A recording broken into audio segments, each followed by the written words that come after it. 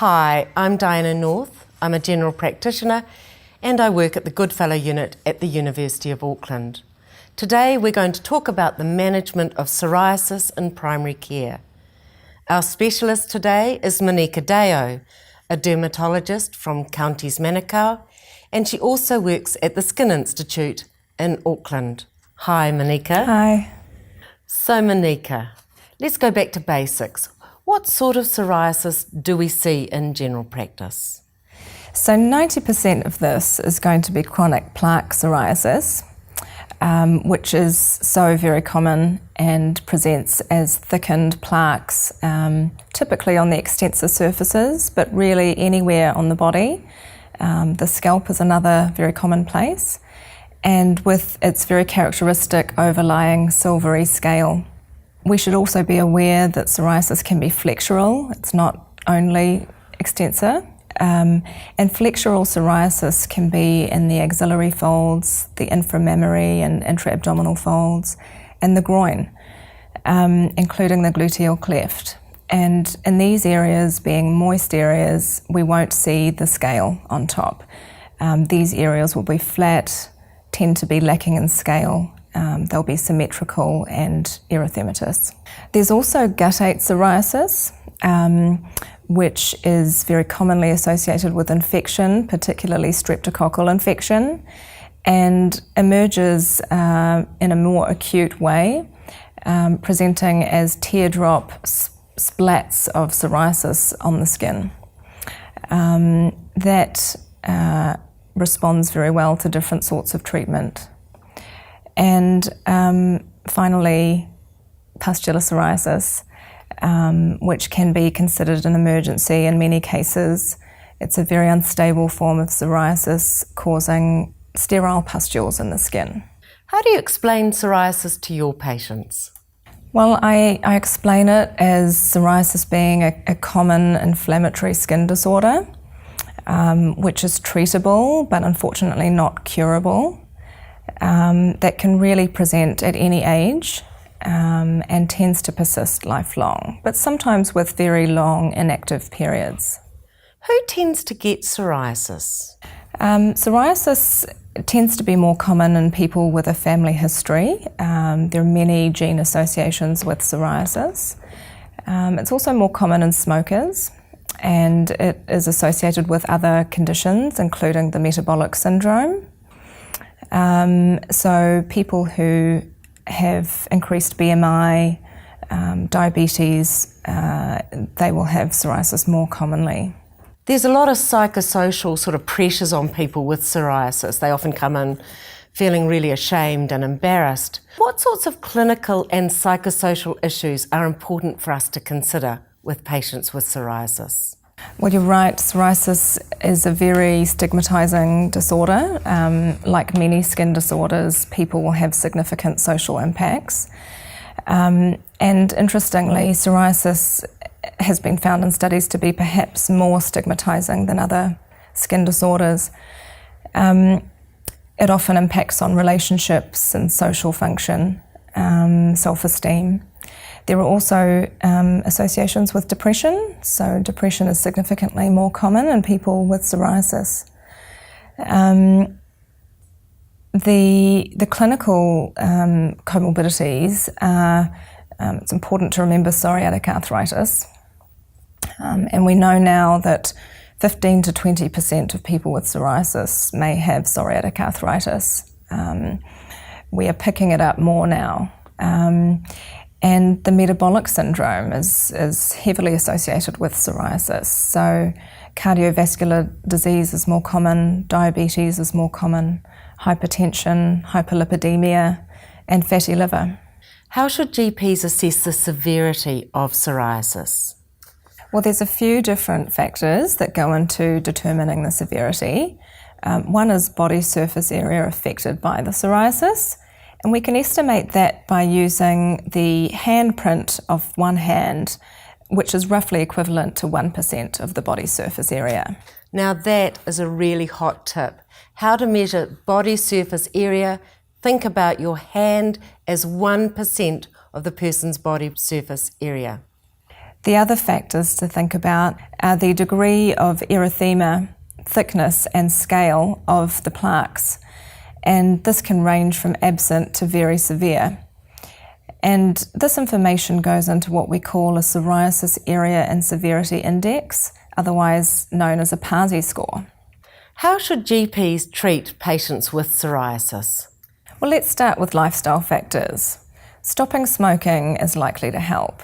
And what may help as well is decreasing heavy alcohol consumption and losing weight. Fantastic.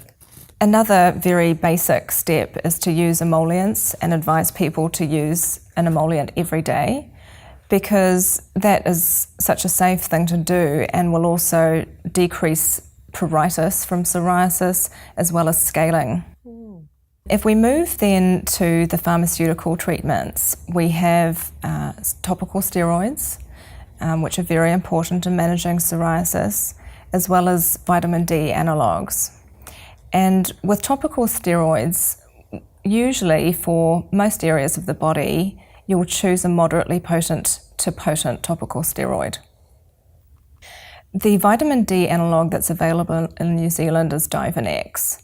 And what works really well is to use a combination product combining betamethasone with calcipotriol, which is Divabet. It comes as an ointment or a gel. The gel is suitable for hair-bearing sites like the scalp. I have terrible memories of coal tars and salicylic acid, and it terrifies me that I'm going to stain every patient's sheets. Is there any role for these now? Well, I think it's fair to say that they're used less, but I still find salicylic acid a very useful treatment, and I'll often add it in as a second-line treatment if a topical steroid and vitamin D analogue aren't working sufficiently, because what it can do is decrease the scaling of a plaque and allow for better absorption of the other pharmaceutical agents. And it's often the scale that people find really difficult to deal with as well, in terms of its appearance. Coal tar is used less, but it can help, and some patients like it. So if you're prescribing coal tar, it will generally not be your first line, but you can ask the pharmacy to mix it in with a moisturiser. You can use it in a reasonably low percentage, like 2 to 2.5%, and people can use it at night with an old pair of pyjamas so that they're not ruining clothes. I still struggle a little bit about knowing when to start with a corticosteroid or when to start with a vitamin D analogue or the combination. And how long do I use these? I'm always terrified I'm going to cause side effects. So for thickened plaques of the scalp or body, I would start with a combination agent, Divabet ointment or gel, because combining the two components of that leads to easier use and just once daily application. For a delicate site like the face or flexural areas, I would start with a mild to moderate topical steroid, and those areas will sometimes be irritated by a vitamin D analogue, so I wouldn't necessarily use that as the first line there. When do I use a vitamin D analogue on its own? Well, you can use a vitamin D analogue on its own if you're worried about steroid side effects or overuse of steroids, or if you want to supplement therapy while people are having a break from a topical steroid. Sometimes I wonder, actually, with patients that come in, that they've been using these products for years and years. How long should I use a combination of a vitamin D analogue and a corticosteroid safely in a person with psoriasis? The safety really depends on the amount that's being used and the site that it's being applied to. The way to really maximise the safety of topical steroids is to only use the potency that's necessary for the severity of the psoriasis or the body site, and to limit the quantity being used, and to try to introduce breaks to treatment where possible. So it's certainly safe to use a combination product like Divabet for a several week period at a time to a thickened plaque of psoriasis in an area that's not prone to atrophy. However, I would follow the patient up and monitor them, ideally with a follow-up visit 4 to 6 weeks after initiating treatment, to be sure that the use is appropriate. Right, so we'd either use a potent corticosteroid or a combination of a vitamin D analogue and a steroid. And we could use it for, say, 4 to 6 weeks, and then should we take a break? Generally, yes. And if the plaque becomes flat before that 4 to 6 week period, that should be the endpoint too. So it's important at the beginning to explain to people what the endpoint is for treatment and when they would stop applying this product. With any chronic disease, it's really hard to let patients know about what is the goal of their treatment. How do you explain that to them? So the goals of treatment are really important to discuss at the beginning of therapy, and they will vary depending on the person and the body sites affected. But for many people, a goal of treatment will be to try to flatten plaques that are visible. There are some areas that we have to be more cautious with. I understand the sort of flexures, the genitals and the face. Have any sort of hints about what we can do in these areas? Yes. So these are all areas that are prone to steroid side effects. They're areas of delicate skin and areas where absorption of topical steroids is greater. So I would stick to a mild topical steroid in each of these places, and if struggling, move to a moderate potency steroid for a defined short period of time. Sort of 2 to 4 weeks? Yes, at a maximum. You can use Divanex, but these areas are prone to skin irritation from vitamin D analogues, so just be mindful of that. The other option is to use a calcineurin inhibitor. Now, the one that's available in New Zealand is Elidel. Pimecrolimus is the generic name. Unfortunately, it's not subsidised, so it does carry a charge. But it's a very safe treatment to continue in the long term to the face or flexural areas. So I guess what we're saying is that for the limbs with chronic plaque psoriasis, we can use a steroid and a vitamin D analogue in combination or separately for up to about 6 to 8 weeks and review the patient. With those more intricate areas, the genitals, the face and the flexures, we've got to be a lot more cautious to avoid those vitamin D analogues and to use a more mild corticosteroid. And I really like that idea of using the cream that I can never pronounce, Pimecrolimus, that's right. I won't even go there again, a fabulous cream. So the next point, let's just think about the scalp. What about the scalp in psoriasis? So the scalp is unique in its ability to, I guess, trap scale in the hairs. So this is an area that will get very scaly, and people don't like the shedding that happens from these scaly areas. So what I find useful on the scalp is to stick with the combination of a topical steroid with a vitamin D analogue and use the Divabet gel, which spreads easily through hair-bearing areas. And if this isn't enough on its own, then what you can do is add in a shampoo that's medicated. And this can be an antifungal shampoo such as ketoconazole, available on prescription, or an over-the-counter product containing salicylic acid or coal tar. Is there malassezia furfur involved in psoriasis? Well, that's an interesting question because we think of seborrheic dermatitis being somewhere on the spectrum with psoriasis, and certainly malassezia contributes to that. And so that's why an antifungal can be often useful for treating scalp seborrheic dermatitis and psoriasis. And another point to add here is that treating a flexural area, adding an antifungal is often helpful as well. So you could think about something like My Cream H. That's another hot tip. I think that we all struggle with the fact of using a lot of corticosteroids on the scalp, and it's fantastic to have an antifungal option in there as well. I have to be honest and say I've never felt particularly confident about prescribing vitamin D analogues. What are the sort of side effects? What are the issues I need to raise with patients? Well, vitamin D analogues are really very safe, but irritation, they can irritate the skin, and so certain areas are a little bit more prone to that. Typically we won't see it on the elbows and knees.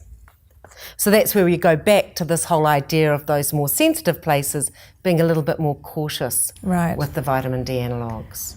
The other time to be mindful about a vitamin D analogue prescription is when large amounts of the body are involved, because with more than 100 grams of usage of calcipotriol each week, you may start to interfere with calcium metabolism. I'm feeling frightened. 100 grams of calcipotriol a week, what is that? It's a large tube of Divanex. So what you're saying is that if we are using a vitamin D analogue, that we really, if we're prescribing more than 100 grams per week, we may be affecting their calcium metabolism. Right. And this person probably has widespread psoriasis and may be suitable for a referral. That actually brings us on to a really important point, isn't it? When should I refer a patient to a specialist with psoriasis? Well, I would suggest referring when the psoriasis is quite widespread, for example, affecting more than 10 to 20% of the body surface area. The other situations are where there's rapid onset guttate psoriasis that may do well with phototherapy, or if there's uncertainty about the diagnosis of psoriasis. There's some exciting new advancements in the treatment of psoriasis now. And it's not that first-line treatment that we've been talking about. Can you talk to me a little bit about what is happening? So for many years, we've used phototherapy for psoriasis, and it's a condition that really generally responds very well to phototherapy.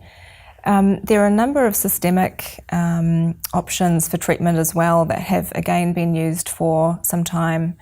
And these include acitretin, methotrexate, cyclosporin, and now we're using mycophenolate mofetil as well.